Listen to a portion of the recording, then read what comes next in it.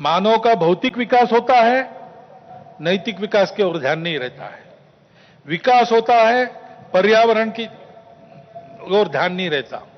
विकास होता है, कुछ लोगों का होता है, कुछ का नहीं होता। आज अमेरिका का जीवन विकसित माना जाता है, उसको आदर्श मानकर हम चले भारत के लोग, और हमने चाहा कि भारत अमेरिका जैसा जीवन जिए। तो कुछ अभ्यासक कहते हैं, हिसाब करके ऐसा जीवन जीने के लिए और 5 पृथ्वियों की आवश्यकता लगेगी।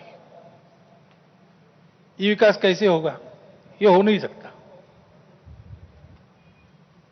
प्रगति के साथ साथ इसी के कारण नई नई समस्याओं को हम झेल रहे, जो प्राण संकट बन रही है। दृष्टि का अधूरापन ही इसके लिए कारण है।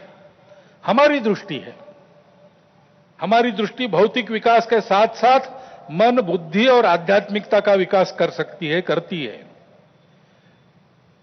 व्यक्ति के साथ साथ मानव समूह और सृष्टि का भी विकास साधने वाली हमारी दृष्टि है।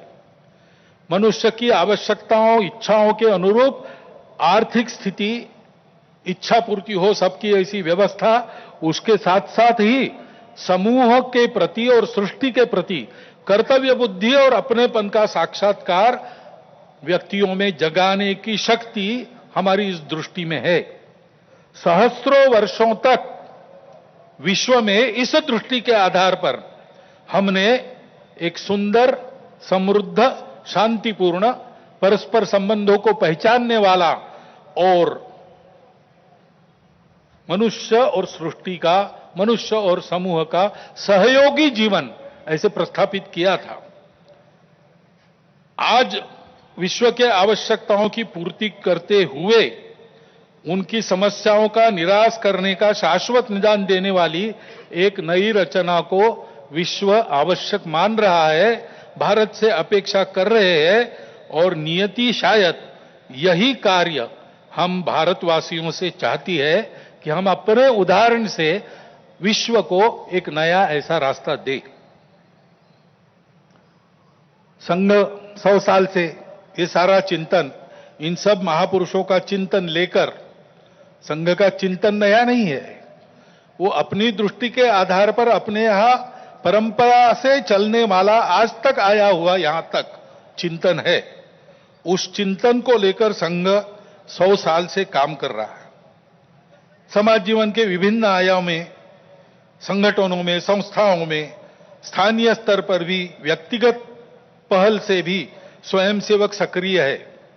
समाज जीवन में सक्रिय ऐसे अनेक सज्जनों के साथ भी सहयोग और संवाद स्वयंसेवकों का चलते रहता है। इन सबका जो संकलित अनुभव है, उसके आधार पर संघ का कुछ चिंतन है।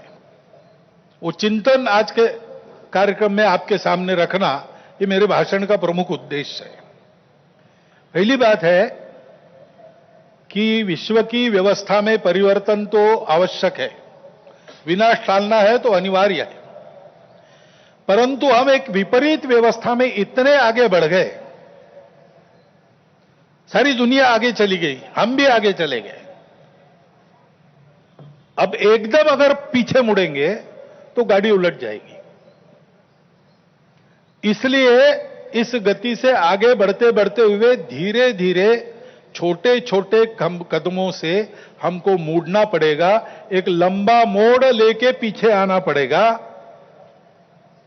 देश काल परिस्थिति का ध्यान रखते हुए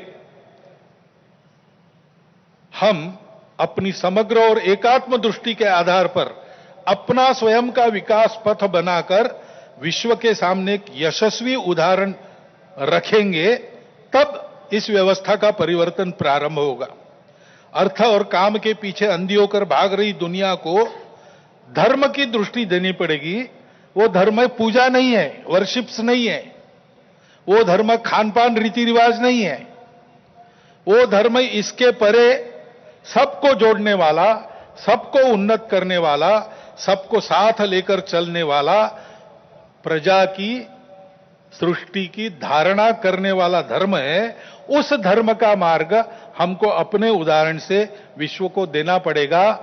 भारतवर्ष को ऐसा होना ही पड़ेगा, ऐसे संघ मानता है 100 साल के अनुभव के बाद। अब संपूर्ण देश को ऐसा खड़ा करना है, लेकिन व्यवस्था है उसको नहीं बना सकती। व्यवस्था बनाने वाला मनुष्य होता है, समाज होता है। वो जैसा है वैसी व्यवस्था बनाएगा। कहते हैं प्रजातंत्र में अंग्रेजी में एक वाक्य, people get the government they deserve. तो ये नहीं है कि सारा कुछ जिम्मा उन पर है, उनकी समीक्षा करके स्तुतियां, उनकी निंदा हम करते रहे, ऐसा नहीं होता है। जैसा समाज है वैसी व्यवस्थाएं चलेगी, और इसलिए समाज के आचरण में परिवर्तन आना चाहिए, तब व्यवस्था में परिवर्तन आता। वैसे भी कोई स्थापित व्यवस्था अपने को स्वयं को बदलने की इच्छुक नहीं रहती, और अपने को स्वयं को बदलने का उसका सामर्थ्य भी नहीं रहता, क्योंकि वो स्वयं को नहीं बनाती, समाज उनको बनाता है। ये सामर्थ्य समाज के पास रहता है। समाज को अपने आप को नए आचरण में ढालकर खड़ा होना पड़ता है। ये व्यवस्था परिवर्तन की पूर्व शर्त है, और समाज के आचरण के परिवर्तन जो आता है वो भाषणों और पुस्तकों से नहीं आता। प्रबोधन तो करना ही पड़ता है, लेकिन प्रबोधन करने वालों को स्वयं जो परिवर्तन चाहते हैं उसका उदाहरण बनना पड़ता। अपने व्यक्तिगत जीवन में, सामाजिक जीवन में, राष्ट्रीय जीवन में, अपने स्वयं के परिवार के जीवन में, अपने आजीविका के कार्य में हम उस परिवर्तन का उदाहरण बनकर जिए।